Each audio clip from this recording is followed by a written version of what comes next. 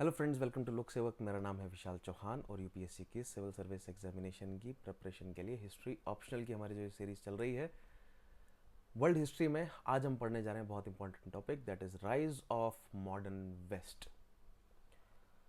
सो अभी तक भी हमने सिलेबस में एंटर नहीं किया है। In the previous sessions, make sure कि आप प्रीवियस सेशंस को ज़रूर देखें। फर्स्ट ऑफ ऑल हमने एक बेसिक इंट्रोडक्शन जो है वो इंट्रोडक्शन लिया।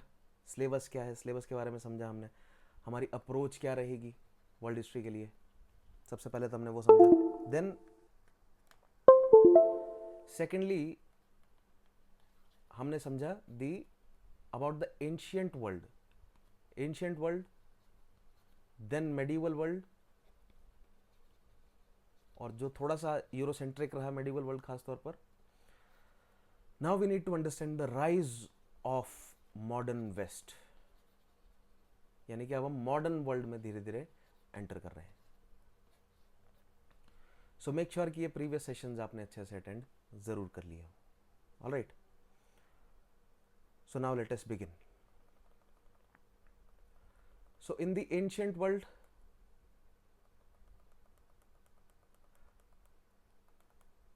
we went through the various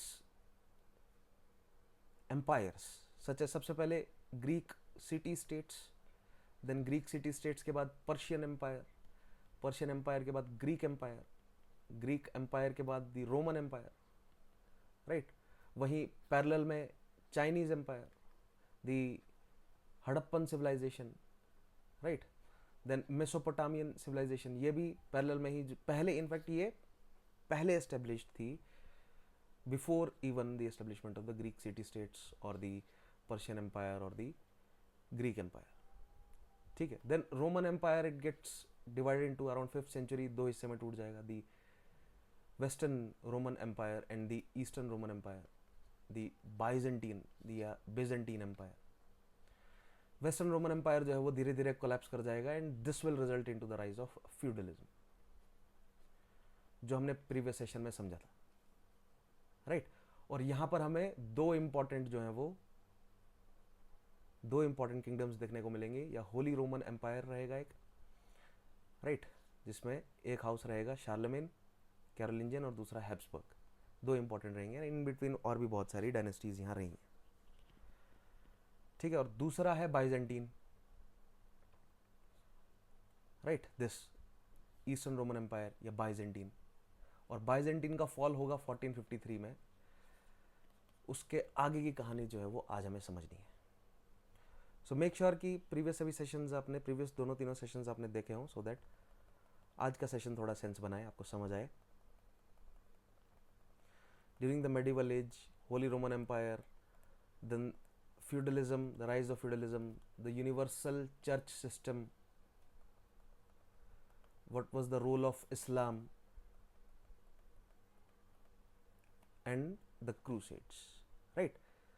So during medieval times, तीन आपको इंपॉर्टेंट जो है वो इंस्टीट्यूशंस ध्यान में रखने हैं। First is the holy Roman empire, second is the feudalism,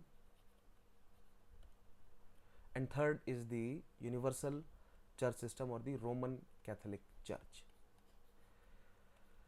Now, as we enter into the modern world, these three institutions will eventually crumble.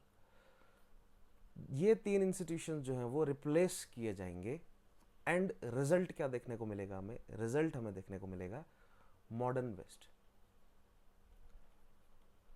और मॉडर्न वेस्ट में क्या क्या चीज़ें हमें देखने को मिलेंगी, क्या क्या इंपॉर्टेंट इंस्टीट्यूशंस डेवलप होंगे? यहाँ पर होली रोमन एम्पायर की जगह वेरियस स्टेट्स या वेरियस नेशन स्टेट्स का डेवलपमेंट होगा, not just states, various nation states का डेवलपमेंट होगा। फ्यूडलिज्म की जगह एक नया पॉलिटिकल ऑर्डर आएगा, नॉट जस्ट पॉलिटिकल, एक नया पॉलिटिकल सोशल ऑर्डर आएगा, एक नई social class, the middle class का डेवलपमेंट होगा। एंड रोमन कैथोलिक चर्च की जगह इन नए नेशन स्टेट्स में नए चर्च जो है वो एस्टेब्लिश होंगे, यानी कि एक रिफॉर्मेशन और एक प्रोटेस्टेंट मूवमेंट जो है वो हमें देखने को मिलेगा। So in today's session we will try to understand all those. So after the fall of these three and इनकी जो रिप्लेसमेंट निकल कर आई, that will result into the rise of the modern West. Now let us look at the rise of the modern West in details. So between 14th century and 16th century, Europe underwent a phase of material and ideological change, as the result of which rise of modern West became possible. So material and ideological change, मैंने आपको किस तरह समझाया था, economical change आएगा, eventually उससे social change होगा, ideological change होगा, पॉलिटिकल चेंज हो जाएगा. ठीक है, तो वो इकोनॉमिकल चेंज हमें देखना है कि वो इकोनॉमिकल चेंज 14th सेंचुरी में क्या हुआ, जिस वजह से सोशल चेंज आया, आइडियोलॉजिकल चेंज हुआ और फिर इवेंचुअली पॉलिटिकल चेंज हुआ, यानी कि the fall of feudalism, the decline of feudalism, the decline of the holy Roman empire and establishment of new type of politico-social system, the new nation states, the absolutist monarchies, rise of mercantilism, a new social class, rise of a middle class, a strong middle class, rise of new ideologies, new ideas, the rise of idea of humanism, human-centric development. Right, so we need to track all these changes. Now changes were not confined to Europe only, but there was a revision of relationship between West and the rest. So केवल Eurocentric नहीं रहेंगे हम देखेंगे कि बाकी continents में भी क्या चेंजेस देखने को मिलेंगे during this time. So 14th से 16th, देन 16th से 18th एंड 18th से 20th, राइट. और यहाँ पर चल रहा है आपका 8th से 14 एंड उससे पहले 5th से 8th. 5th से 8th will be your decline of the Western Roman Empire, complete decline of the Western Roman Empire. Then 8 से 14 के बीच में आपको दिखेगा rise of Holy Roman Empire, rise of a Frankish nation or an English nation. ये nation की जगह kingdom word use करते हैं अभी, ठीक है. Holy Roman Empire देखने को मिलेगा आपको, Polish kingdom देखने को मिलेगी आपको, कई duchies देखने को मिलेंगी during 8 से 14. Sometimes it is also dubbed as the Dark Ages. Petrarch dubbed it as Dark Ages, right. Then 14th से 16th is your age of Renaissance, right. यहाँ पर आपको Renaissance देखने को मिलेगा. 16th से 18th is the age of mercantilism, the rise of colonial powers, mercantilism, imperialism, right. Rise of the period of establishment of strong absolutist monarchies during 16th to 18th, right. And then 18th onward, 18th will be your age of enlightenment, age of enlightenment. यहाँ पर आपको दिखेंगे फिर various revolutions, the American Revolution, the French Revolution, the rise of industrialization, right. colonial power जो है वो और तेज हो जाएंगी, कई modern ideas आएंगे like democracy का आइडिया जो है वो फ्लोट होगा यहाँ पर, राइट. मिडिल क्लास इतना स्ट्रांग हो जाएगा कि they will start demanding power in the form of a democratic state, right. So power का शिफ्ट हम होते हुए देखेंगे. हम देखेंगे कि फ्यूडलिज्म में पावर जो है वो लॉर्ड्स के पास थी, देन पावर जो है वो मोनार्क्स के हाथ में जाएगी, देन मिडिल क्लास इतना डेवलप हो जाएगा कि पावर जो है वो मिडिल क्लास अपने हाथ में चाहेगा. सो फॉर दैट डेमोक्रेसी की आइडियोलॉजी जो है वो निकल कर आएगी और पॉलिटिकल चेंज क्या आएगा, नेशनल या नेशनैलिटीज या कई नेशंस डेवलप होंगे जो डेमोक्रेसी को अडॉप्ट करेंगे और इवेंचुअली धीरे धीरे मोनार्कीज जो है वो डिप्लीट हो जाएंगी. So politically we will track this change in world history,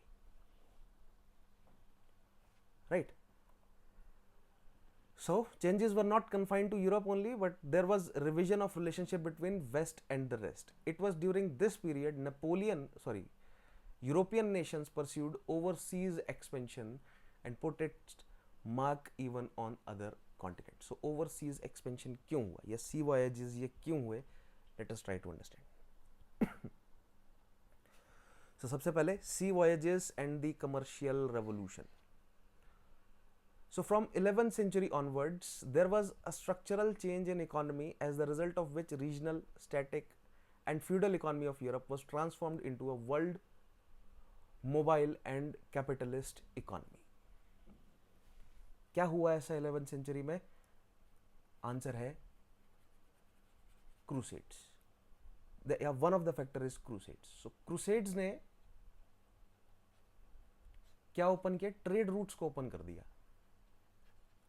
ठीक है, जो ट्रेड रूट्स पहले बंद थे यूरोप के लिए, यूरोप की पावर्स के लिए. क्यों? क्योंकि एक साइड बैठा था दी ईस्टर्न रोमन एम्पायर और दी बाइजेंटीन, जो कि नहीं चाहता था कि वेस्ट की पावर्स जो है वो स्ट्रांग हो. अगर वेस्ट की पावर स्ट्रांग होंगी, राइट, तो आपस में वो लड़ती नहीं रहेंगी, क्योंकि कोई ना कोई एक पावर इतनी ज्यादा उभर जाएगी आपस में लड़ झगड़ कर, they will sort out their issues.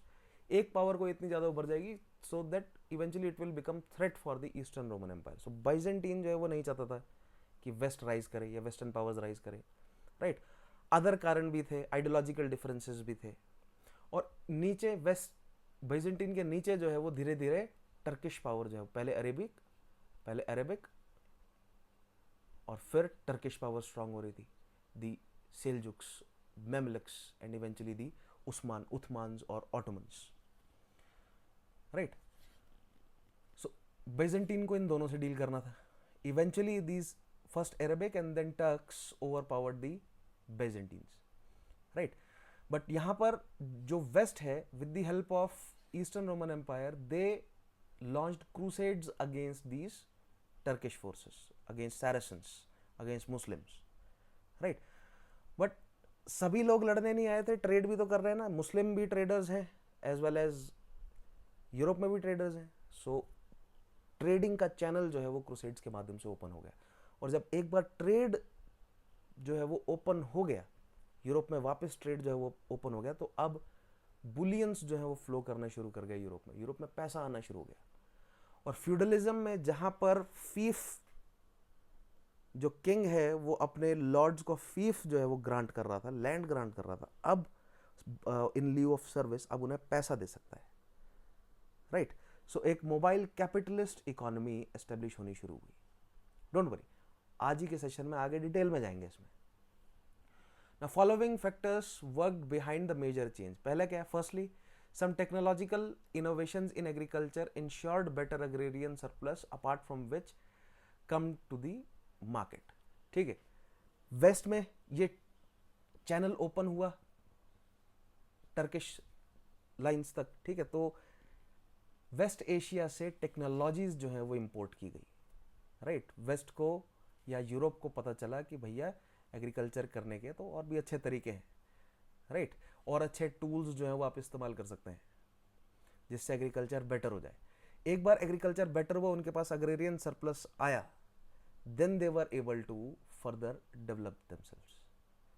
अब ऐसा नहीं है केवल यूरोप में ही 11th सेंचुरी के अराउंड जो है वो अच्छी टेक्नोलॉजीज आई थी. इंडिया में भी पर्शियन व्हील, अरगट्टा जिसे बोलते हैं, राइट, वो भी around somewhere around 11th century India में पहुंचा, राइट, जिससे इंडिया में भी अग्रेरियन सरप्लस जो है वो बढ़ा. नई टेक्नोलॉजीज इंडिया में भी पहुंची थी इस टाइम पे.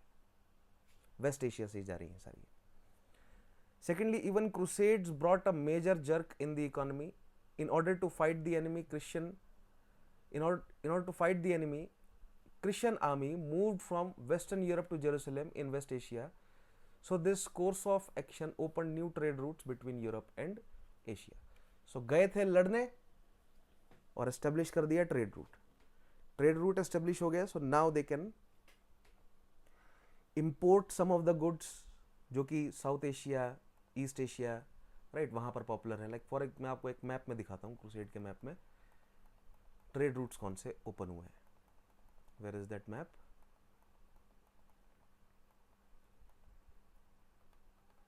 One second.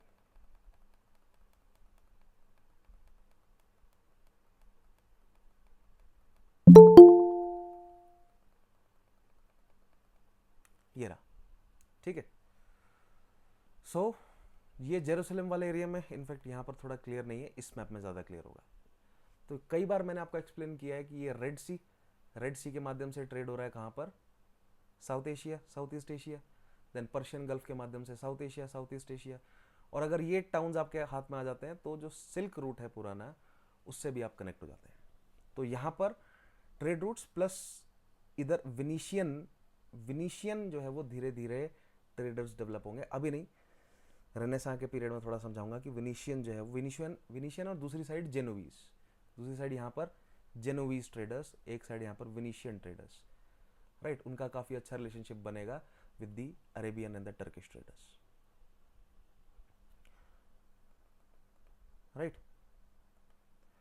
Thus, it gave a fresh boost to trade and commerce. Thirdly, Italian city-states, due to their specific geographical location, benefited a lot from Oriental trade. जो कि मैंने आपको पता है कौन कौन सी, जेनोवा और वेनिस, राइट। इन्होंने बहुत बेनिफिट किया। यहाँ के इनफैक्ट ट्रेडर्स जो हैं वो बहुत ज़्यादा स्ट्रांग भी हो गए। Last is the decline of Constantinople proved the game changer from the viewpoint of the rise of overseas trade. Now, बहुत ध्यान से समझिएगा, यहां पर है कॉन्स्टेंटिनोपल, राइट। अंत में कॉन्स्टेंटिनोपल केवल एट द टाइम इन 1453 जब फॉल हो रहा था कॉन्स्टेंटिनोपल का, कॉन्स्टेंटिनोपल केवल इतने से एरिया में मौजूद था। This was the area of Byzantine empire, ठीक है। रेस्ट यहां तक जो है वो ऑटोमन्स पहुंच गए थे, यहाँ तक ऑटोमन्स पहुंच गए थे। In 1453 Mehmed the second, the Turkish Ottoman ruler, breach the walls of the fort और द कॉन्स्टेंटिनोपल की वॉल्स जो है वो उसने ब्रीच करी and they were able to Constantine 11 को वहां से उन्होंने निकाल दिया and they captured the town. Now अब यहाँ पर जो इंपॉर्टेंट, कॉन्स्टेंटिनोपल की क्या इंपॉर्टेंस है, this is the important land route जिसके माध्यम से आप वेस्ट एशिया से कनेक्ट करते हैं, यूरोप को वेस्ट एशिया से कनेक्ट किया जाता है। अदरवाइज आप कहेंगे कि सर इधर से भी तो जा सकते हैं, बट यहाँ पर क्या है, यहाँ पर कॉकेकस है, इधर माउंटेन्स हैं और इधर बहुत सारी ऐसी ट्राइब्स हैं, वॉरिंग ट्राइब्स हैं, राइट। आप इधर से एंटर जो है वो नहीं कर पाओगे वेस्ट एशिया में। आप कहेंगे सर कैस्पियन सी, अराल सी के बीच में जाएंगे तो यहाँ पर भी वॉरिंग ट्राइब्स हैं बहुत सारी, इधर से भी एंटर करना बहुत मुश्किल होगा। प्लस ये जो स्टेप वाला रीजन है यहाँ पर टर्किश मंगोलॉइड ट्राइब्स जो हैं वो मौजूद हैं, तो इधर यूरोपियन पावर्स जो हैं वो एंटर नहीं कर पाती, इजी नहीं है उनके लिए एंटर करना स्टेप में, क्योंकि यहाँ पर वॉरिंग ट्राइब्स हैं, इधर से ट्रेड जो है वो बहुत मुश्किल है, राइट। तो रास्ता क्या बच जाता है, या तो वो समुद्री रास्ते से जाएं, ठीक है, मेडिटेरेनियन सी से जाएं, इन पोर्ट्स पर जाएं और इन पोर्ट्स पर जाकर ट्रेड करें। यहाँ पर ऑलरेडी टर्किश फोर्सेस मौजूद थी, ठीक है। या तो ईस्टर्न रोमन एम्पायर यानी अनदर क्रिश्चियन स्टेट के माध्यम से जो है वो आप एंटर करें, कहाँ पर, वेस्ट एशिया में, सो दैट आप कनेक्ट हो सके China, India, south east Asia के ट्रेड के साथ, ठीक है। And when the Christian powers lost that connect, ये कनेक्ट भी जब उनके हाथ से चला गया, राइट, और ये पूरा रीजन, इतना पूरा रीजन जो है वो अब मुस्लिम फोर्सेस के हाथ में है, राइट। इनफैक्ट यहाँ तक अब जो है वो ईस्ट की तरफ कैसे जाए यूरोपियन पावर्स, तो एक ही रास्ता बचता है, अब तो समुद्री रास्ता ढूंढना ही पड़ेगा। So finally the fall of Constantinople ने इतना प्रेशर जो है वो यूरोपियन पावर्स पर डाल दिया कि अब ईस्ट से कनेक्ट होने के लिए उनको समुद्री रास्ता ही ढूंढना पड़ेगा। यहाँ से ट्रेड वो कर पा रहे हैं, ऐसा नहीं है कि बिल्कुल ट्रेड बंद है, बट बहुत महंगा पड़ रहा है उनको ट्रेड, इधर से खरीदना बहुत महंगा पड़ रहा है, मुस्लिम फोर्सेस से खरीदना सामान बहुत महंगा पड़ रहा है, ईस्ट का सामान। सो अब एक डायरेक्ट सी रूट की जो है वो इन्हें जरूरत है, ठीक है। In fact in 1453 Seljuk Turks defeated Byzantine empire and captured its capital Constantinople. Constantinople was situated on a prime geographical location or at an intersection of routes going to India, right? Demand कहाँ है, India पहुंचना है, क्योंकि market भी है India और producer भी है इंडिया, ठीक है। हमेशा से ही इंडिया प्रोड्यूसर भी रहा है और मार्केट भी रहा है। So almost all the routes leading to the east were blocked by Islamic power, तो अब तो उनको सी वॉयेजेस करनी पड़ी। On the other hand, Oriental goods were in heavy demand in Europe. Iron and iron implements की बहुत बड़ी demand थी, कॉटन की बहुत बड़ी डिमांड थी, ठीक है, स्पाइसेस की डिमांड थी। जो वेस्ट है उनका फूड बहुत ब्लैंड है, कोई ज़्यादा अच्छा टेस्ट नहीं है उनके खाने में, हमने उनको फ्लेवर्स प्रोवाइड करे, और एक बार जब उनको फ्लेवर्स मिलना शुरू हुए इंडिया से, सो वो उस तरह का ब्लैंड खाना फिर वापस नहीं खा सकते।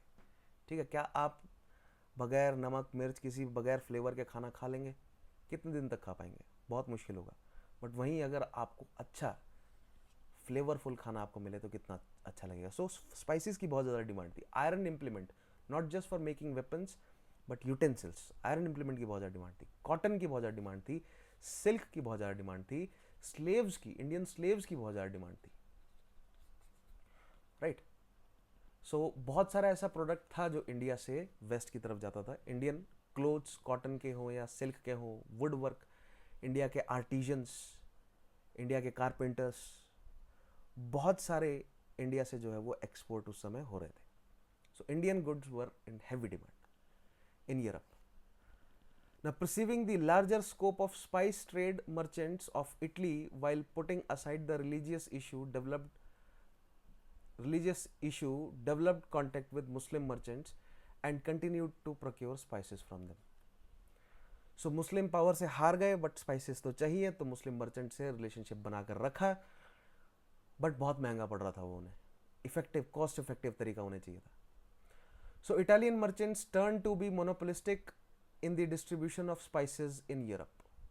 राइट, खासतौर पे वेनिस और जेनोवा के, उन्होंने मोनोपोली एस्टेब्लिश कर ली। अरेबियन या मुस्लिम मर्चेंट्स के साथ ट्रेड करने पर अपनी मोनोपोली बना ली उन्होंने। केवल हम ही ट्रेड करेंगे और हम ही सामान आगे बेचेंगे। राइट, तो सामान पहुंच रहा है ईस्ट से, ओरिएंट से, बट बहुत महंगा पड़ रहा है अदर यूरोपियन पावर्स को, क्योंकि बीच में मिडलमैन बहुत ज़्यादा हैं जिन्होंने अपनी मोनोपोली बना ली है। एक साइड इस्लामिक मर्चेंट्स ने मोनोपोली बना ली है, दूसरी साइड इटालियन मर्चेंट्स ने मोनोपोली बना ली है। तो रेस्ट ऑफ द यूरोप को ईस्ट का सामान बहुत महंगा पड़ रहा है। Now they are in a desperate need of an alternative, and that alternative being finding a direct sea route to the east. Hence, Europe was encaged within its within boundary of its own continent, but it was the survival instinct of European nation which brought them in forefront of the globe. So obviously they were desperate, and in that desperation they launched several sea voyages. For discovery of alternative sea routes to east, the great voyages started. The introduction of new technologies like compass and astrolabes made seafaring a bit safe. Now, अब आप कहेंगे कि sir ये ख्याल तो पहले भी आया होगा, उन्हें ज़रूर आया होगा कि पहले भी तो मिडलमैन रहे होंगे। तो मिडलमैन को अगर लेट्स से इंग्लैंड को स्पाइसेस चाहिए या फ्रांस को, जर्मनी को स्पाइसेस चाहिए इंडिया से, तो वो तो 10th 11th 14th सेंचुरी में भी चाहिए होंगे, और उस दौरान भी बहुत सारे मिडलमैन बीच में रहे होंगे, सामान तो फिर भी महंगा ही पहुंच रहा होगा। So during that time direct sea route खोजने की कोशिश जो है वो क्यों नहीं की गई? तो उसका जवाब 2-3 फैक्टर्स हैं। पहला तो ये कि उतना ज़्यादा डेस्परेशन नहीं था, अब डेस्परेशन बहुत ज़्यादा बढ़ गया था, नीड बहुत ज़्यादा थी, उनका सर्वाइवल इंस्टिंक्ट सर्वाइवल पर फंस गई थी, अब तो उन्हें करना ही था। पहला फैक्टर ये। और दूसरा ये, ड्यूरिंग दैट टाइम उनके पास इतनी टेक्नोलॉजिकल एडवांसमेंट नहीं थी कि वो इतना बड़ा जो है वो सी फेयरिंग कर सके। कोस्ट के क्लोज वो मूव करते थे, खुले ओशियन में एंटर करने की हिम्मत जो है वो नहीं होती थी उनकी। उसके लायक उनके पास टूल्स जो है वो नहीं थे, शिप बिल्डिंग टेक्नोलॉजी उतनी बेटर नहीं थी, राइट, जो नेविगेशन टेक्नोलॉजी है वो इतनी बेटर नहीं थी, कंपस जो है वो उन तक नहीं पहुंचा था, बेटर क्वालिटी का कंपस। एस्ट्रोलेब्स क्या होते हैं? एस्ट्रोलेब्स एक डिवाइस है जिससे आप रात को स्टार्स की पोजीशंस, प्लैनेट्स की पोजीशंस के अकॉर्डिंग आप मैप कर सकते हैं कि आप कहाँ मौजूद हैं। ये एस्ट्रोलेब्स की मदद से ही धीरे धीरे फिर लॉन्जिट्यूड्स जो है वो ड्रॉ कर पाए दीज वॉयजेस, राइट। तो ये कंपस, एस्ट्रोलेब्स, शिप बिल्डिंग की बेटर टेक्नोलॉजी ये कैसे पहुंची यूरोप में? ये पहुंची after the fall of Constantinople. Now after the fall of Constantinople, जो स्कॉलर्स कॉन्स्टेंटिनोपल से भागे या बाइजेंटीन एम्पायर से भागे, उनको रेफ्यूज मिला इटली में आकर। और इटली में जब वो पहुंचे तो उन्होंने बताया पुरानी एंटीक्विटी क्या थी, पुरानी technologies, Roman technologies, Greek technologies, and also those Greek scholars of Byzantine Empire, they were well connected with the west Asia and the east Asia, south Asia, south east Asia. तो वहाँ की technologies के बारे में उन्हें पता था, and they brought all those technologies with them to Europe after the fall of Constantinople. And then उन टेक्नोलॉजीज को धीरे धीरे इंप्लीमेंट उन्होंने करना शुरू किया, अपनी तरह से रिफाइन करना शुरू किया, and in the last 2-3 decades of the 15th century started the great voyages. In those great voyages, they found the new world, the North, Central and the Southern America. They found direct sea route to India. Indonesia तक पहुंच गए, ठीक है, Australia तो बहुत बाद में मिला, बट इंडोनेशिया तक पहुंच गए। So earlier coastal states like Portugal and Spain initiated sea voyages via Atlantic Ocean, right? So Atlantic Ocean में भटक रहे हैं, भटकते भटकते जो है वो पहुंच गए Americas, north, central and southern America. The basic motive was economic gain from the Oriental trade, but even lofty ideals like national prestige as well as spread of Christianity were added to it. अब इनको पैसे कौन दे रहा था? वॉयेजर्स को patronage कौन provide कर रहा था? इन वॉयेजर्स को पैट्रनेज प्रोवाइड कर रहे थे किंग्स, क्योंकि अब तक after the fall of Constantinople या in the 15th century monarchy धीरे धीरे जो है वो स्ट्रांग होने लगी थी, बिकॉज आफ्टर क्रूसेड पैसा जो है वो किंग्स के पास आने लगा था। फ्यूडलिज्म जो है वो अपने डिक्लाइन पर था। क्यों? क्योंकि फ्यूडलिज्म तब तक इफेक्टिव है जब तक जो लैंड होल्डर है वो अपनी सर्विस प्रोवाइड करता जा रहा है किंग को, राइट? बट जब king in the lieu of service land नहीं पैसा दे सकता है, तो लैंड पर ज्यादा कंट्रोल है किंग का। प्रोडक्शन की नई टेक्नोलॉजीज आने पर अब अग्रेरियन सरप्लस ज्यादा है, तो अब किंग के पास पैसा भी धीरे धीरे ज्यादा बढ़ने लगा, right? Combining this with the reformist और द प्रोटेस्टेंट मूवमेंट, जहां पर अब चर्च भी धीरे धीरे किंग्स के कंट्रोल में है या किंग्स के कंट्रोल में आए, और चर्च में जो पैसा है वो भी धीरे धीरे, जो गोल्ड है वो भी धीरे धीरे किंग के पास आया, तो king now had better control over there territories, and now they can provide patronage to these sea voyagers, not just king, other merchants also. and अब किंग अकेला ये काम नहीं कर सकता without the presence of the priestly class. So priestly class और जो king दोनों जो है वो मिलकर पैट्रनेज दे रहे हैं कि नहीं इन सी वॉयेजर्स को, और सी वॉयेजर्स जो है वो ये नेविगेटर्स जा रहे हैं बाहर, ढूंढ रहे हैं नई दुनिया। Thus was given the slogan gold, glory and God, right? Gold for the voyagers, for the merchants, glory for the kings and voyagers also, and God for the priestly class, right? सबके interest जो है वो wasted थे। Now it was during this course that Spanish sailor Columbus discovered America in 1492. Americas are named after Amerigo Vespucci, another sea voyager. और भी बहुत हैं, Columbus है, बल्बोआ है, मार्को पोलो है, कई सारे सी वॉयेजर्स हैं during of this time. And later a Portuguese sailor Vasco da Gama reached to Malabar coast of India. Now we are not going to details of this, हम इसकी detail में नहीं जा रहे हैं, because this is not part of our syllabus. I am just giving you a background that what has happened, how concept हम at least समझ लें। सो एक साइड अमेरिका मिल गया, north America, central, southern America, दूसरी साइड रास्ता जो है वो मिल गया इंडिया तक पहुंचने के लिए। Now the European do not need that much the mediators और the middle people, the Islamic power जो है वो उन्हें नहीं चाहिए थी, right? Then Spain colonized a major part of South America. On the other hand, Portugal, while colonizing a part of Latin America, expanded its trade in a vast region in the east from India to Indonesia. Portuguese power जो है वो India की तरफ, there is a treaty, right? Let me ask you this question, that there was a treaty, एक treaty जो है वो हुई दोनों किसके बीच में? पोर्चुगीज और स्पेनिश के बीच में, राइट? एक लाइन खींची गई, इस लाइन के ईस्ट में जो है वो स्पेनिश पावर्स होंगे और इस लाइन के वेस्ट में जो है वो पोर्चुगीज जो है वो कॉलोनाइज करेंगे दूसरे कॉन्टिनेंट्स में, राइट? सो आप वो ट्रीटी का नाम जो है वो मुझे खोज कर बताएंगे।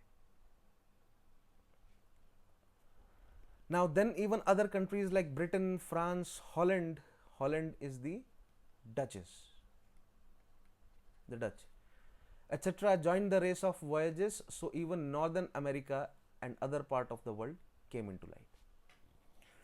So up to the 17th century, except Australia and interior region of Africa, Africa के अंदर जो है वो एंटर नहीं कर पाए. क्यों? क्योंकि बीमारियां जो है वो अफ्रीकन कॉन्टिनेंट में जो वायरसेस थे, जो बैक्टीरियाज थे, जो बीमारियां थी, these Europeans were not yet immune to those, और एंटीबायोटिक्स जो है वो अभी तक डिस्कवर जो है वो नहीं किए गए थे, अभी तक इन्वेंट नहीं किए गए थे.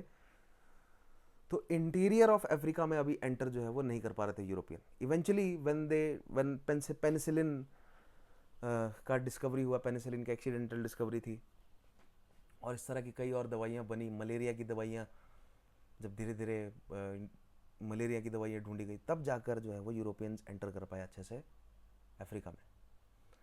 सो European colonisers started to subjugate indigenous people in Latin America and northern America, popularly known as the Red Indians, likewise the indigenous people of Africa. Latin America में they killed around 90 to 95% of the native population, right? Not massacred.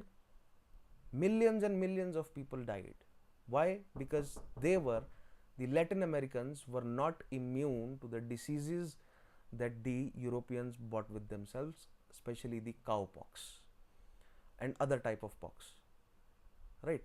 और plague जो है वो पूरे Latin America में फैल गया और बहुत बड़ी पॉपुलेशन उनकी खत्म हो गई. That is why they were relatively easily जो है वो पोर्चुगीज एंड स्पेनिश पावर्स ने कॉन्कर कर लिया सदर्न अमेरिकन रीजन को. नॉर्दर्न अमेरिकन रीजन में फ्रेंच और ब्रिटेन पावर्स को, फ्रेंच को, डचेस को, जर्मन्स को थोड़ा समय लगा जो नेटिव ट्राइब्स थी इंडिया, नेटिव रेड इंडियंस जो ट्राइब्स थी, उनको कंट्रोल में करने के लिए. But southern and central America बहुत इजीली यूरोपियंस के कंट्रोल में आया, क्योंकि वहां तो उन्होंने 90-95% पॉपुलेशन मार दी बीमारियों से. On the other hand Asian states, अब बट स्टिल उनको कंट्रोल करना आसान था, अफ्रीकन ट्राइब्स को कंट्रोल करना रिलेटिवली इजी था, बट एशियन स्टेट्स जो है वो बहुत ज़्यादा पावरफुल थी.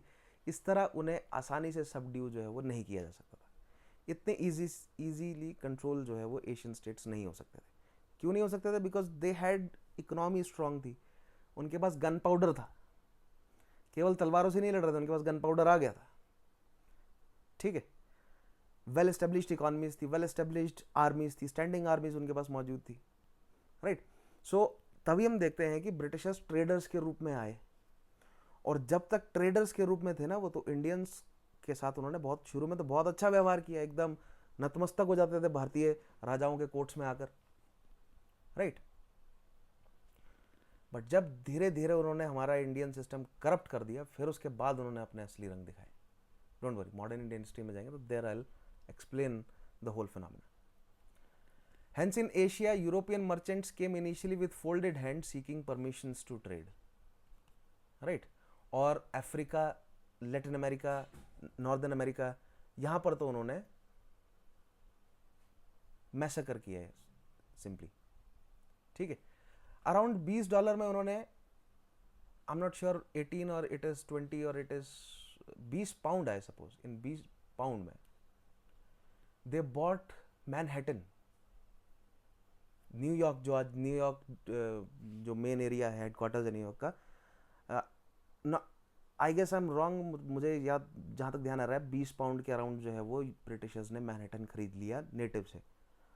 और नेटिव्स को समझ नहीं आया कि ये लैंड कैसे खरीद सकते हैं, because in their traditions land and sky is not for sale, मतलब बेचा नहीं जा सकता, ये बेचने खरीदने की चीज़ नहीं थी, राइट? बट यूरोपियंस ने उनसे बहुत ही सस्ते दामों में मैनहट्टन खरीद लिया. So this is just one example that how America में काफ़ी लंबे टाइम तक इस बात पर डिस्कशंस और इंटेलेक्चुअल डिबेट्स नहीं हुए कि कितनी ब्रूटैलिटी से ट्राइब्स को कंट्रोल में जो है वो किया गया है अमेरिकन्स द्वारा, राइट? बाइसन्स, मिलियंस की संख्या में जो है वो बाइसन्स पाए जाते थे नॉर्दर्न अमेरिका में. मिलियंस की संख्या में उनकी हंटिंग की गई है, ताकि ये जो रेड इंडियंस हैं या जो ट्राइबल्स हैं, राइट, उनके लिए खाने की शॉर्टेज पड़ जाए और वो डिपेंडेंट हो जाए धीरे धीरे यूरोपियंस पर. सो काफ़ी इस तरह की ट्रिक्स जो है वो यूज हुई। इसका मतलब ये नहीं है कि they were not fighting back, they were also fighting back, right. They were also, there was in fighting among those tribes, उन in fighting and violent in fighting the, and the Europeans that just simply took benefit of their relatively uh, primitive, you can say relatively primitive social and technological aspects. So that is about sea voyages. Now let us look at Renaissance. So the period between the period between 14th century and the 16th century is marked as the intellectual fermentation that was called Renaissance. So 14th से 16th century के बीच का period is Renaissance. The literal meaning of Renaissance is reawakening, पुनर्जागरण. Following features were associated. देखते हैं Renaissance के क्या features हैं. Now European scholars became largely attracted to Greek and Roman classical literature which was full of humanism. So Renaissance का एक बहुत important feature है, that is humanism. Renaissance emphasized on, या Renaissance के scholars they emphasized on humanism. और ये क्या है humanism, इस पर emphasis क्यों दिया गया, चलो समझते हैं. So it is the fall of although 1453 को मार्क किया जाता है fall of Constantinople, right. Then जो ग्रीक स्कॉलर्स हैं वो इटली पहुंचे, और इटली आकर उन्होंने पुराने जो रोमन और ग्रीक ट्रेडिशंस जो जिंदा रखे हुए थे, जो एंटीक्विटी, जो आर्ट, जो फिलॉसफीज इन्होंने जिंदा रखी हुई थी, वो इटालियंस को जाकर वापस बताई, right. Romans and Greeks, specially Romans जो कि पहले पेगन्स थे, पॉलीथीस्टिक थे, राइट, जहां पर किंग की पूजा की जा रही है, राइट. रोमन किंग्स को गॉड्स की तरह पूजा जा रहा है, जहां पर जो गॉड्स हैं वो लोगों के साथ, इट वाज बिलीव्ड कि गॉड्स लोगों के साथ रह रहे हैं. ग्रीक गॉड्स की बात करें तो दे वर उनके भी जो है वो इंसानों की तरह फॉल्ट्स हैं, they had grey characters, right. उनमें बुराइयां भी हैं, उनमें अच्छाइयां भी हैं इंसानों की तरह. इन गॉड्स में फीलिंग्स हैं इंसानों की तरह, ये इंसानों की तरह जो है वो बिहेव करते हैं, राइट. तो कहने का मतलब, एंड यूरोप में क्या चल रहा था, under the universal church system that everything is God, सब कुछ गॉड, और सब गॉड कर रहा है, ठीक है. सुबह शाम कैसे हो रही है, गॉड. भूख क्यों लग रही है, गॉड. मर क्यों रहे हैं, गॉड. हर चीज का जवाब गॉड. जवाब ढूंढने का तरीका क्या है, पूजा करो, प्रेयर करो, मेडिटेट करो, वहां से जवाब मिलेगा, वहां से आपकी डिस्कवरी होगी, ठीक है. और ये जो स्कॉलर्स पहुंच रहे थे धीरे धीरे, 1453 is marked as the start of the flow of the scholars, but उससे पहले से ही शुरू हो गया था. दैट इज वाई 14 से 16 सेंचुरी कहा जा रहा है. आइडियाज पहले से आना शुरू हो गए थे, ठीक है. इन्होंने क्या आकर क्या कहा कि ऐसे थोड़ी चल रहा है, साइंटिफिक टेम्पर लगता है, सारी चीजों का जवाब गॉड थोड़ी है, राइट. इंसान की अपनी इच्छाएं भी हैं, इंसान की इच्छाएं, लाइक इंसान अच्छा कर रहा है तो जवाब क्या है, गॉड इज द आंसर. इंसान बुरा कर रहा है तो जवाब क्या है, गॉड इज द आंसर. इंसान की desires, God is the answer. इंसान के fear, God is the answer. ये चल रहा था यूनिवर्सल चर्च सिस्टम के अंडर, ठीक है. बट जो रेनेसां के स्कॉलर्स है उन्होंने कहा कि नहीं, ऐसा नहीं है, इंसान की अपनी इच्छाएं हैं, ठीक है. इंसान एक अलग एंटिटी है गॉड से, गॉड को इंसान पूज रहा है, ठीक है, वेल एंड गुड, बट इंसान खुद से भी बहुत कुछ कर सकता है, इंसान की अपनी भी खुद की आइडेंटिटी है. दैट वाज ह्यूमनिज्म, इंसान की एक सेपरेट आइडेंटिटी है then God, right. It was quite antithetical, and this ideology of humanism was quite antithetical to Christian perception of the world in which man was portrayed as a sinful creature and seeking the grace of God. So how they portrayed man is that man is sinful, जो भी आदमी करेगा वो sin है, and it is God जो कि उन्हें सही रास्ते पर चला रहे हैं. और वो 7 sacraments जो priestly class बताएगी उन्हें फॉलो करना है, उन्हें फॉलो करोगे तो then you will reach salvation and you will get the grace of God, otherwise you are sinful. But renaissance के थिंकर्स ने क्या कहा कि इंसान सिंफुल नहीं है, इंसान की अपनी आइडेंटिटी है, ठीक है. इंसान अपनी मर्जी से कुछ भी कर सकता है, राइट, इंसान अच्छा है। यहाँ पर रोमन कैथोलिक चर्च क्या कह रहा है कि इंसान सिर्फ बुरा है और पूरी जिंदगी जो है वो इंसान को गॉड की सर्विस में निकाल देनी है। राइट, एक्स्ट्रा इनकम होगी वो अपनी जेब में नहीं डालनी, गॉड को दे देनी, चर्च में डाल दो। आपको इनकम की जरूरत नहीं है, आपको किसी चीज की जरूरत नहीं है, आप सिन कर रहे हो, आप बस प्रे करते रहो। इसीलिए पेट्रार्क ने डार्क एज कहा इस टाइम को, 8 से 14 सेंचुरी के बीच के टाइम को। क्यों? क्योंकि सोसाइटी के ज्यादातर एस्पेक्ट्स पर चर्च का कंट्रोल आ गया था। इंसान किस तरह सोच रहा है, पूरा जीवन इंसान का, आम लोगों से लेकर राजाओं तक, सभी के जीवन पर चर्च का कंट्रोल। और रेनेसां के थिंकर क्या कह रहे हैं? ऐसा नहीं, इंसान की एक इंडिविजुअल आइडेंटिटी है और चर्च या किसी भी अदर इंस्टीट्यूशन का उस पर कंट्रोल नहीं होना चाहिए। सो ह्यूमनिज्म की बात करी, ठीक है, कि human is not sinful, human जो है वो गॉड से अलग है।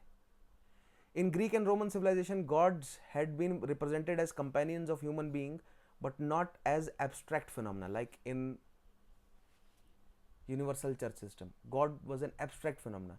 He was almighty, he was omnipresent, he was omnipotent. Right? But in Greek and Roman civilizations, Greek gods को भी flaws दिखाए गए उनके, कि इनमें ये flaws हैं, right? इनकी ये powers हैं, इनकी केवल यही powers हैं, क्योंकि polytheistic था, right? Now, Renaissance gave greater emphasis on the study of humanities, which included study of grammar, rhetoric, poetry, history, and moral philosophy. So, study करने की जो है वो प्रैक्टिस रेनेसां ने शुरू करवाई। पहले क्या चल रहा था कि केवल बाइबल स्टडी करनी है, ठीक है। रेनेसां थिंकर्स ने क्या कहा कि केवल बाइबल ही क्यों, आप अपनी बायोग्राफी लिखो। पहले केवल गॉड इज गुड, सिर्फ गॉड इज ग्रेट था। अब लोग खुद की ग्रेटनेस भी बायोग्राफी में लिख सकते थे, राइट। खुद के इमोशंस को केवल, पहले गॉड के बारे में लिखा जा रहा सब कुछ, अब लोग लव के बारे में, वॉर के बारे में, ठीक है, नेचर की ब्यूटी के बारे में पोइट्री लिख सकते हैं। फिलॉसफी पहले क्या है, एक ही फिलॉसफी है, कौन सी फिलॉसफी है? जो गॉड की है या जो पोप ने कह दिया या जो क्लर्जी ने कह दिया। अब लोग अपनी अपनी फिलॉसफीज जो है वो बता सकते हैं, right. And coupled that with the invention done by Gutenberg, right, यानी कि प्रिंटिंग प्रेस का इन्वेंशन जब हुआ, और ये सारे आइडियाज यूरोप में फ्लोट कर रहे हैं, और अब ये आइडियाज प्रिंट होकर लोगों तक पहुंच सकते हैं। तो मैंने आपको क्या बताया था पहले, कम्युनिकेशन टेक्नोलॉजी का डेवलपमेंट ही हिस्ट्री का डेवलपमेंट है। जितना कम्युनिकेशन टेक्नोलॉजी डेवलप करती जाती है, हिस्ट्री कम्युनिकेशन टेक्नोलॉजी के डेवलपमेंट के साथ चेंज हुई है, राइट। प्रिंटिंग प्रेस आ गई, सबसे पहले तो बाइबल प्रेस हुई, ठीक है, बाइबल छपी, बट उसके बाद अदर बुक्स भी, पैम्फलेट्स, पोस्टर्स, छोटी बुक्स, बड़ी बुक्स, बहुत कुछ छपना शुरू हुआ, राइट। और पूरे यूरोप में नए आइडियाज जो हैं वो फ्लोट करना शुरू हो गए। Now these subjects were not drawn from or connected with religion and emphasized skill development by individual through discussion and debate. पहले क्या था, सारे सवाल का जवाब क्या है? गॉड है सारे सवाल का जवाब। कौन देगा जवाब? गॉड देगा। कैसे मिलेगा? प्रे करके, मेडिटेट करके। गॉड की सर्विस में आपको सारे सवालों के जवाब मिल जाएंगे। बट अब रेनेसां के थिंकर क्या कह रहे हैं? नहीं, क्वेश्चन करो, राइट, एनालाइज करो, ऑब्जर्वेशन, ऑब्जर्व करो, and on the basis of your observations draw conclusions. So कहने का मतलब साइंटिफिक टेम्परामेंट डेवलप करो, साइंटिफिक अप्रोच जो है वो डेवलप करो। Now church had given primacy to scholastic philosophy that believed that meditation is the source of knowledge. That this is known as scholastic philosophy, कि meditation prayer से ही आपको knowledge मिलेगा, उतना ही बहुत है, right? But अब जो है वो scientific temperament develop हुआ। Now it is on this basis church supported geocentric views of the world, which believed that all other stars are planets revolving, all other stars and planets revolve around the sun, revolve around earth, अर्थ होना चाहिए, सन नहीं, अर्थ। जियो centric है ना, जियो मतलब धरती centre में, right. तो अभी तक वो क्या मान रहे थे? धरती सेंटर में। बट फिर बाद में कौन आएंगे? कोपरनिकस आएगा, ठीक है, गैलीलियो आएगा, right, and they will dispute this. Kepler आएगा, Copernicus, Galileo and they will say कि नहीं, earth is not at the centre, it is not geocentric, it is heliocentric. Sun है सेंटर में और बाकी सब इसके आसपास घूम रहे हैं. केपलर कह रहा है कि गोल गोल नहीं घूम रहे, इलिप्टिकल ऑर्बिट है. केपलर और थोड़ी ऊपर की बात कर देगा. फिर बाद में न्यूटन भाई साहब आएंगे कि ग्रेविटी भी है, ये कोई मतलब गॉड का ग्रेस नहीं है, तो ग्रेविटेशनल फोर्स है, एक यूनिवर्सल फोर्स है. राइट. न्यूटन और भी कई सारी थ्योरीज लेकर आएंगे और बहुत सारे सवालों का फिजिकल जो वर्ल्ड है, फिजिकल एनवायरनमेंट है, उसके बहुत सारे क्वेश्चंस का जवाब इस पीरियड में, during the period of renaissance मिलेगा. And not just in the field of science, art and culture में da Vinci, Michelangelo, Leonardo da Vinci, Michelangelo, Raphael और भी बहुत सारे जो हैं वो आर्टिस्ट निकल कर आएंगे जो कि ह्यूमनिज्म, ह्यूमन इमोशंस, इन सब को एक्सप्रेस करेंगे, इन सब को एक्सप्रेस करेंगे वेरियस आर्ट फॉर्म्स में. सिस्टीन चैपल की छत, सिस्टीन चैपल की जो रूफ है, आप आज जाकर जो उसकी इमेजेस सर्च कीजिएगा और डिटेल देखिएगा माइकल एंजेलो ने क्या डिटेल में ड्रॉ किया है सिस्टीन चैपल की छत को. ठीक है. लियोनार्डो दा विंची की कुछ पेंटिंग्स लाइक मोनालिसा को आप देखने की कोशिश कीजिएगा. मोनालिसा कितने उसमें इमोशंस जो है वो कैप्चर किए हैं. पहले क्या था, सब गॉड और किंग और केवल वही चीजें पोर्ट्रे की जा रही थी, बनाई वही जा रही थी, और वो ह्यूमन टच जो है वो नहीं था. बट हमेशा से ही हेलेनिक आर्ट में, राइट, जो ह्यूमन अनाटॉमी है उसको बहुत अच्छे से रिप्रेजेंट करने की कोशिश की गई है, और वही रेनेसां के स्कॉलर्स ने किया भी. ह्यूमन अनाटॉमी को बहुत अच्छे से ड्रॉ किया या स्कल्प्ट किया. Right. But Renaissance presented an alternative view about men, nature and universe. According to Renaissance, consciousness through observation, supervision and experimentation, knowledge can be attained. So, observation से, supervision से, experimentation से knowledge आएगी, scholastic approach जो है वो नहीं चलेगी. This understanding led to the development of scientific ideas, जिसमें कोपरनिकस नाम आप याद रखेंगे, कोपरनिकस आ गया, केपलर है, न्यूटन है, then missing one more, 3-4 names of this period जो है वो आपको याद रखना है. This emerged the great scientists of the age, Copernicus, yes, Galileo, Kepler and Newton. Right, these were the great scientists. Copernicus, Galileo, they worked on the heliocentric theory. Kepler ने कहा कि orbital, in fact Copernicus and Galileo, they were punished for this also, right, because this heliocentric theory, it was a direct challenge to the understanding of physical understanding of the world, जो कि कौन दे रहा था, church की तरफ से जो present की जा रही थी थ्योरीज, दैट इज जियोसेंट्रिक, कि धरती बीच में और बाकी सब रिवॉल्व कर रहे हैं और धरती फ्लैट है. राइट. इवेंचुअली उन्होंने बताया कि धरती गोल भी है. Humanist view of history was associated with renaissance. Humanist though that thought that they were restoring true civilization after centuries of darkness. So true civilization यानी कि इसलिए इसको बोलते हैं रेनेसां, री अवेकनिंग. और कहाँ सोए थे? After the fall of Roman empire, the western Roman empire. So the old antiquity of the Greeks and the Romans, इसको वापस जगाने की कोशिश कर रहे हैं वो. Right. They believed that dark age had set after the collapse of Roman Empire. Following them later, scholars unquestioningly assumed that a new age had begun in Europe from 14th century. So अब धीरे धीरे scholars क्या कह रहे हैं, नई as जो है वो आ गई है. And eventually it resulted into the modern period. The term middle age या medieval period was used for millennium after the fall of Rome. So from 5th century to 14th century, the middle ages or medieval, and from 14th century onwards, the 14th to 16th early modern, and then from 16th century onwards modern age. Right. Now during the middle age they argued the church, अब Petrarch said that this period was dark age. Right. और क्यों था dark age? Because they said कि जो church है ना, उसने पूरी सोसाइटी पर इतना कंट्रोल कर लिया है कि लोगों की सोचने समझने सवाल पूछने की क्षमता बिल्कुल ही खत्म हो गई है. तो जो चर्च कह रहा है वो लोग ब्लाइंडली फॉलो कर ले रहे हैं और कुछ भी कह दे रहा है चर्च. और इसमें सबसे एक बहुत बड़ा रोल है 13th सेंचुरी में जो बहुत बड़े प्लेग्स यूरोप में आए. ठीक है, जब द ब्लैक डेथ, और जिसमें प्रीस्ट का काम क्या था, जो मर रहा है उसको उसके लिए लास्ट राइट्स करना प्रीस्ट का काम है, राइट।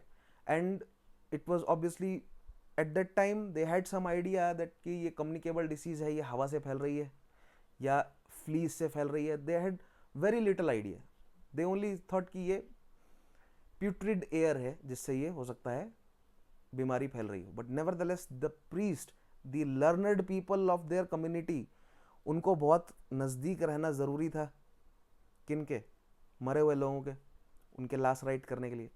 तो उन they also caught the decision.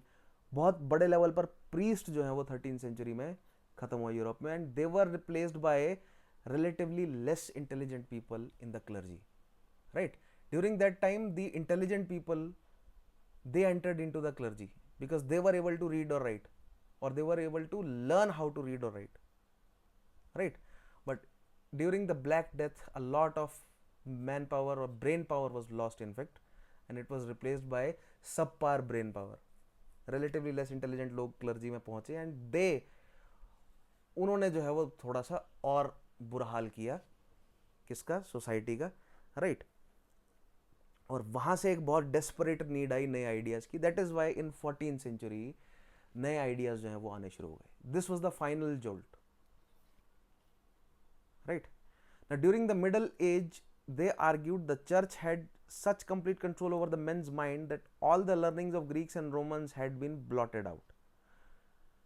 But the recent historiography has questioned this division on the ground that it is unfair to label any period as dark age. Dark age नहीं है, there was some good also, कुछ किताबें लिखी भी गई, कुछ humanistic approach जो है वो देखने को मिलता है। गॉथिक आर्किटेक्चर जो है वो डेवलप कर रहा था इस टाइम पर, 11th सेंचुरी के अराउंड नई टेक्नोलॉजीज को का वेलकम जो है वो किया गया। सो कुछ पॉजिटिव पॉइंट है, तो कंप्लीटली डार्क एज हम नहीं कह सकते, ठीक है। सो जहां पर भी हमने इस तरह पढ़ा ना कि गोल्डन एज और डार्क एज, उसको रिफ्यूट करने की हमने कोशिश करी है, ठीक है, और हमें पॉइंट मिले। Like for example Gupta period के लिए गोल्डन एज वर्ड यूज किया जाता है।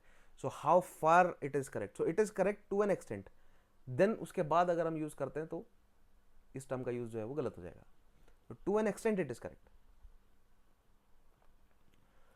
Now after retrospection we can underline the Renaissance was not an intellectual revolution but rather an attitude of mind, right? Intellectual revolution नहीं कहेंगे आप इसे, आप कहेंगे कि लोगों का रवैया जो है वो बदला, माइंडसेट जो है वो चेंज हुआ लोगों का। its emphasis was on following factor। पहला क्या है, curiosity and the spirit of inquiry बढ़नी चाहिए, स्पिरिट ऑफ इंक्वायरी बढ़नी चाहिए, क्यूरियोसिटी बढ़नी चाहिए। सारे सवालों का जवाब ग्रेस ऑफ गॉड जो है वो नहीं है, कि बारिश कैसे हो रही है, by the grace of God, बीमार कैसे हो गए, by the grace of God, पैदा कैसे हो गए, by the grace of God, नहीं।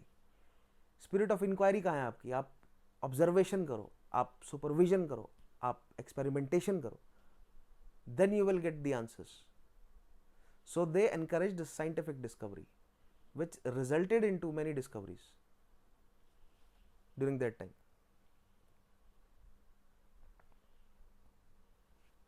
Second, spirit of adventure, risk लेना पड़ेगा, राइट। पहले भरे मतलब खुले समंदर में नहीं जा रहे, अब नई टेक्नोलॉजीज की मदद से रिस्क जो है वो लेना कन्वीनियंट हो गया। This factor promoted great voyages. And thirdly, humanism, emphasis over dignity of man and a sense of this worldliness. ये वर्ल्ड जो है वो ज़्यादा ज़रूरी। इनफैक्ट जब हम प्रोटेस्टेंट एथिक्स की बात करेंगे और कैल्विनिस्ट की बात करेंगे, तो कैल्विनिस्ट ये पॉइंट रखेंगे सामने कि जो जितना ग्रो कर रहा है ना, जो जितना रिच हो रहा है, जो जितना प्रोग्रेस कर रहा है लाइफ में, यानी उस पर गॉड की ग्रेस उतनी ज़्यादा है, ठीक है, उस पर। क्योंकि कैल्विनिस्ट का ये कहना होगा कि एवरीथिंग इज प्री ऑर्डेंड, गॉड ने डिसाइड कर रखा है कि क्या होना है, राइट। तो फिर लोगों ने पूछा कि तो हम कोई काम क्यों करें, या कैसे पता चलेगा कि किस पर कितनी छाया है गॉड की, किसने किसको क्या दिया है गॉड ने, ये क्या प्री ऑर्डेन किया है। तो कैल्विन ने जवाब दिया कि जो जितना अचीव कर पाएगा ना लाइफ में, यानी उसके लिए गॉड ने उतना अचीवमेंट रखा हुआ है। So that resulted into a fight of एक कैपिटलिस्ट माइंडसेट जो है वो डेवलप होगा। आगे समझेंगे इसको मर्केंटलिज्म में कैपिटलिस्ट माइंडसेट कैसे डेवलप होगा, जब हम लुथेरियन, कैल्विनिस्ट इन सब की बात करेंगे तो there will discuss. Nevertheless this worldliness का आइडिया जो है वो प्रोपोगेट करता है, ठीक है। A sense of this worldliness, emphasis over dignity, right? Man is not sinful, man has its own identity, it can do good or bad, both of the things, right, on its own. Next is individualism.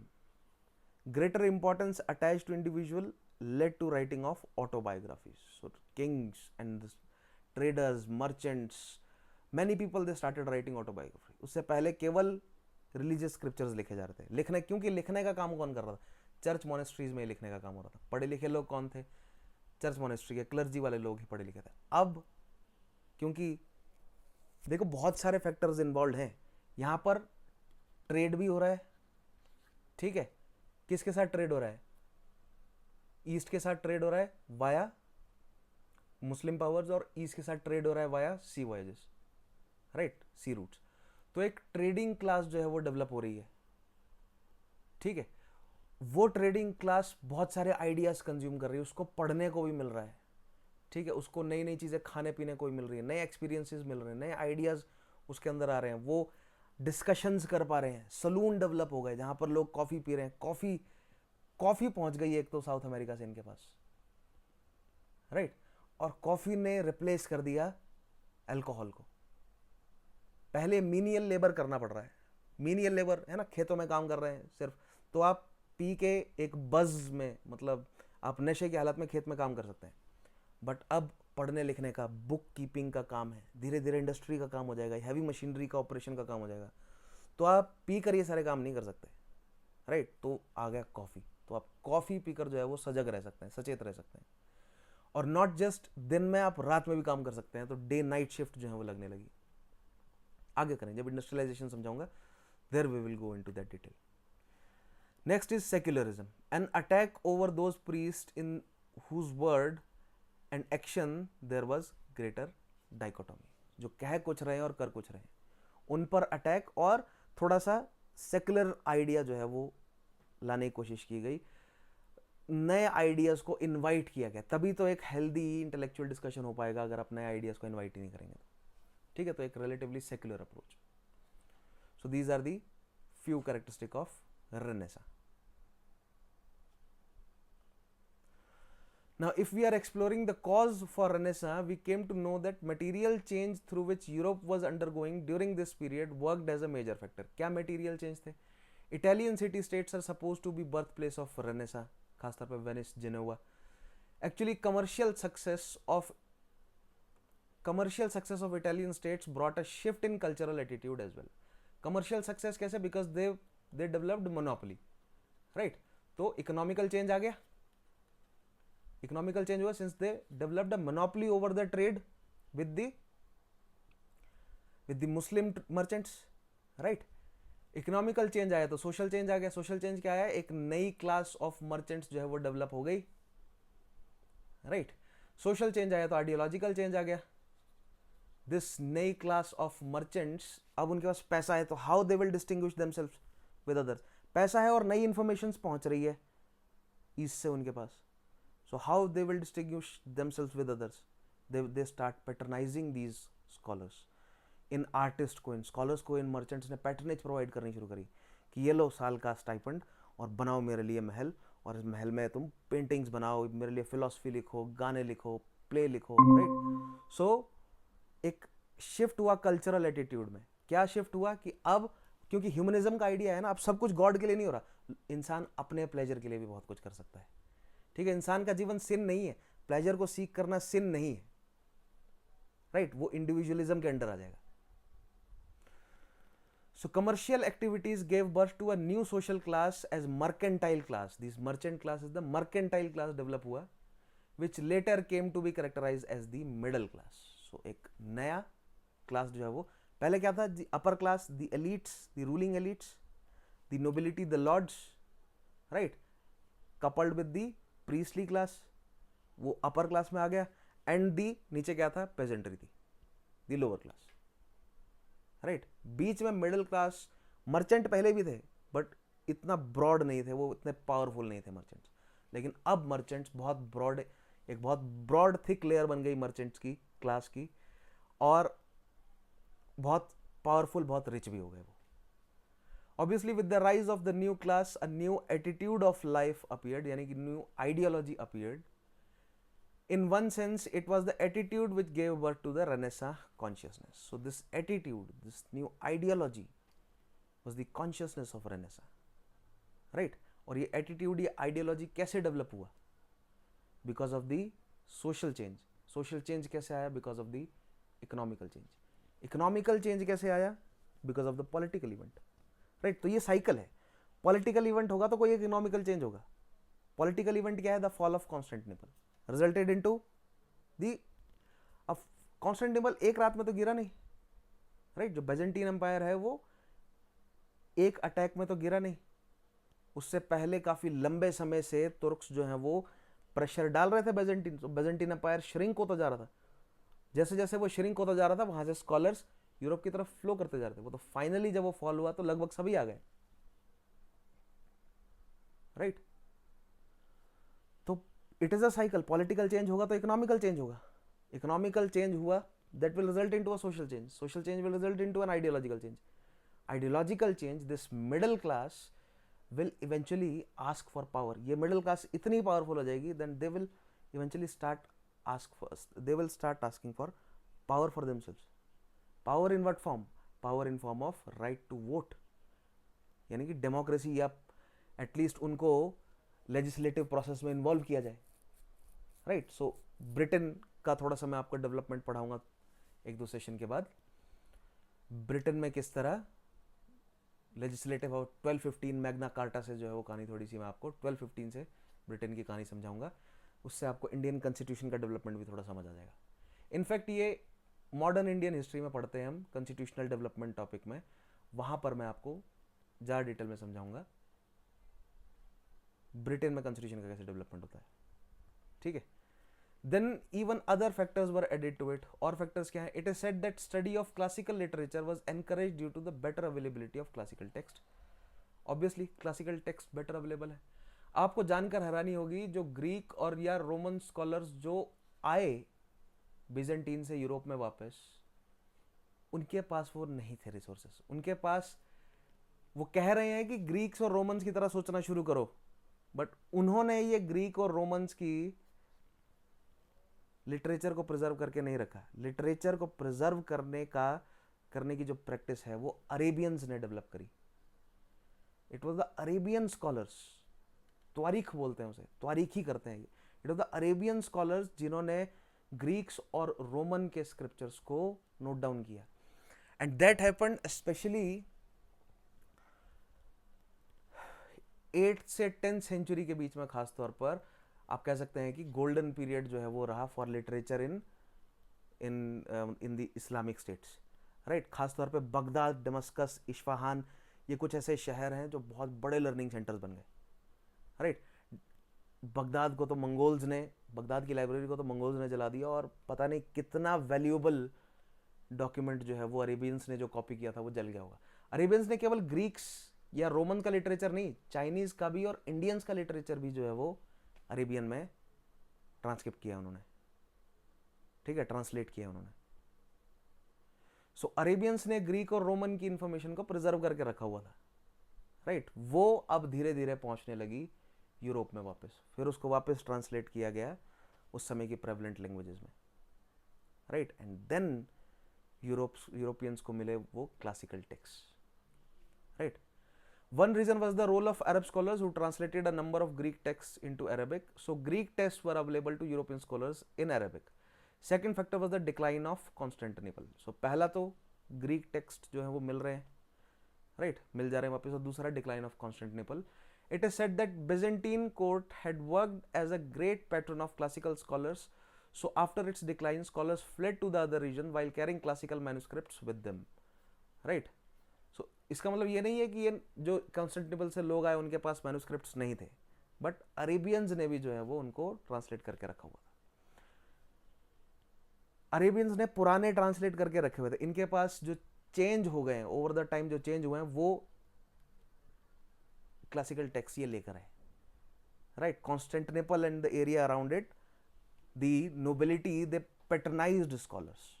वो पुराना patronage वाला, scholars को patronage करने वाला जो trend है, जो Romans का और ग्रीक्स का था पहले, बाइजेंटीन ने उनको उस ट्रेंड को जिंदा रखा काफ़ी लंबे समय तक, और वेस्टर्न रोमन एम्पायर में वो धीरे धीरे खत्म हो गया। होली रोमन एम्पायर या चर्च के डेवलपमेंट के बाद उस तरह की पैटर्नेज केवल चर्च में ही लोग जो है वो पढ़ रहे हैं, उसके अलावा स्कॉलर्स नहीं पढ़ पा रहे। ठीक है। So according to this phenomenon, this encouraged reading of classical texts in Italy and other parts of Europe। और पहले क्लासिकल टेक्स्ट से जो है वो शुरुआत होती है, लोग पढ़ते हैं सोक्रेटिस को, प्लाटो को, एरिस्टोटल को, डायोजीन्स को, राइट। नए नए आइडियाज़ उनके लिए तो नए थे, हालांकि आइडियाज़ पुराने थे, बट अब यूरोपियंस के लिए तो नए आइडियाज़ थे और बहुत चैलेंजिंग आइडियाज़ थे उनके लिए, राइट। उन पढ़ते हैं मार्कस ओरेलियस, रोमन लीडर्स को, रोमन लीजन्स के बारे में पढ़ते हैं कि लाख लाख 1.5 लाख के लीजन्स, गाउल का रीजन कैसे कॉन्कर किया होगा, जर्मैनिक रीजन जो है वो सीजर ने कैसे कॉन्कर किया, गाउल को सीजर ने कैसे कॉन्कर किया, अगस्टस जो है वो सीजर कौन है, राइट, टाइबेरियस कौन है। सो रोमन रूलर्स के बारे में उन्होंने पढ़ा। Now they got the idea कि नहीं, अभी तक जो चल रहा था चर्च वाला सिस्टम, वो बहुत वीक सिस्टम था, दैट वाज, उसको रिप्लेस किया जाना चाहिए। और प्रेस के डेवलपमेंट के बाद तो बहुत तेजी से ये मैन्युस्क्रिप्ट्स कोने कोने में यूरोप में पहुंचने लगे और काफ़ी पॉपुलर हो गए। Now, earlier it was supposed that Renaissance was purely a European phenomena and it represented merely a European culture. Likewise, it was emphasized that it took the inspiration from Greek and Latin classical literature. But on the basis of latest research, we came to the realization that it was the collective wisdom of mankind. Arabian scholars ने जो लिखना सीखा, right, कहीं ना कहीं Indian scholars का उसमें जो है वो इनपुट है, राइट। ग्रीक्स ने जो इतनी इंफॉर्मेशन इकट्ठा करी, इंडिया और चाइना से जो है वो ग्रीक्स ने टेक्नोलॉजीज, आइडियाज़ को इंपोर्ट किया, उसको अरेबियंस ने डॉक्यूमेंट किया, और वो डॉक्यूमेंट जो है वो यूरोप वापस पहुंचा। तो यूरोप में रेनेसां केवल ग्रीक्स की वजह से नहीं है, ग्रीक्स और रोमन्स के पास जो इंफॉर्मेशन थी, that was a collective effort of the all prevalent civilization of that time, because at that time, during time of Greeks and the Romans, world was better connected, बहुत better तरीके से connected था world. ये तो during 5th century 6th century के बाद जो है वो ट्रेड में बहुत शार्प डिक्लाइन देखने को मिलता है। यही सेम चीज़ हम अर्ली मेडिवल इंडियन हिस्ट्री में भी पढ़ते हैं, sharp decline in the trade, right. जहाँ पर इंडिया में टाउन्स के से आबादी जो है वो कम होती है और कस्बों में आबादी जो है वो ज़्यादा बढ़ने लगती है। सो दोज जिन्होंने अर्ली मेडिवल इंडियन हिस्ट्री पढ़ी है मेरे साथ, वो समझते हैं इस पॉइंट को। So without the support of Asian ideas and technology, printing, which was invented in China, such an intellectual fermentation in Europe was not possible. There was an exchange of ideas between Europe and Oriental world, and Arabian scholars worked as an intellectual bridge. So Arabian scholars, they worked as intellectual bridge. Information जो है वो India China से Greeks के पास गई, Greeks की information Arabians ने document करी और पहुंचा दी यूरोप में। So they acted as a bridge, right? So it was not just phenomena of Europe, it was a global effort. Through sea voyages, such exchange of ideas became possible. अब sea voyages से ये ideas, केवल पुराने documented ideas ही नहीं, अब नए ideologies भी धीरे धीरे यूरोप तक पहुंच रहे हैं, that further enhanced the Renaissance. Now, in the meantime, application of printing press boosted wider circulation of ideas. So Gutenberg invented कहना सही नहीं रहेगा, because the technique of the printing press was invented in China, ठीक है। it was, इसको mechanised जो है वो गुटनबर्ग ने किया, that's another thing, but it was invented in China. The technology, the concept of printing was invented in China. Then reformation की बारी आती है, we will discuss reformation in the tomorrow session, right? आज renaissance तक जो है वो मैं आपके लिए छोड़ देता हूँ कहानी, राइट। गो थ्रू रेनेसां, थोड़ा सा रेनेसां के बारे में आप पढ़िए, मैंने कुछ बुक्स सोर्सेज कोट करे हैं, बट उसके अलावा रादर आप इंटरनेट पर जाइए और थोड़ा सा पढ़िए इसके बारे में। इंटेलेक्चुअल क्यूरियोसिटी जो है वो आपके अंदर होनी चाहिए। बहुत बड़ा टॉपिक है, 1 घंटे में, आधे घंटे में मैं रेनेसां को एक्सप्लेन नहीं कर सकता, ठीक है। एंड सिंस हमारे सिलेबस का हिस्सा नहीं है, so there is no need for us to go into that detail, but from your side make sure कि आप इसके बारे में थोड़ा और ज़रूर पढ़ें, ठीक है। पूरा जो प्रोसेस है डेवलपमेंट का, पीछे से शार्लेमेन से लेकर, कैरोलिंजियन से लेकर, क्रूसेड्स से लेकर, फॉल ऑफ कॉन्स्टेंटिनोपल से लेकर रेनेसां तक, रेनेसां के स्कॉलर्स के बारे में पढ़िएगा, द विंची, लियोनार्डो डिकैप्रियो कह रहा हूँ मैं, Leonardo da Vinci, then DiCaprio कह दिया होगा शायद मैंने पहले भी गलती से, कई बार बोल देता हूँ मैं लियोनार्डो दा विंची को Leonardo DiCaprio, no but Michelangelo जैसे, राइट, न्यूटन, कॉपरनिकस, गैलीलियो, इनके बारे में थोड़ा पढ़ने की कोशिश कीजिएगा. Then comes Reformation. So in the tomorrow session we will discuss what is Reformation. Reformation, then mercantilism, then rise of the nation state and absolutist monarchy, then finally the 30 Years War. So these 4 points we will try to cover in the next session. Alright, so that is it for today. Thank you for watching. मिलते हैं next class में, and जो भी doubts वगैरह होते हैं आप लोग पूछ लिया करें और आंसर लिखकर मुझे भेजते रहा करें. Alright, let us meet in next class. Take care, have a nice day.